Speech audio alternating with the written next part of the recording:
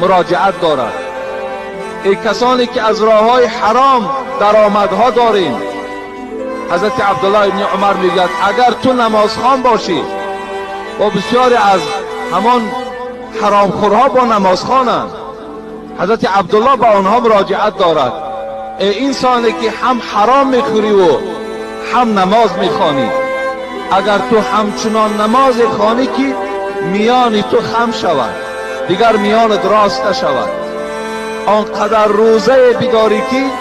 مثل ریسمان یا مثل تاریزی باریک شوی، ما تقبل ذلك منکم الا بورع حاجز. حضرت عبدالله گفتند این نماز و روزه تو را الله بر بالای سر خودت میزند،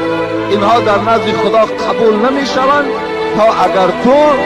از راه حلال دسترخوان تا پر از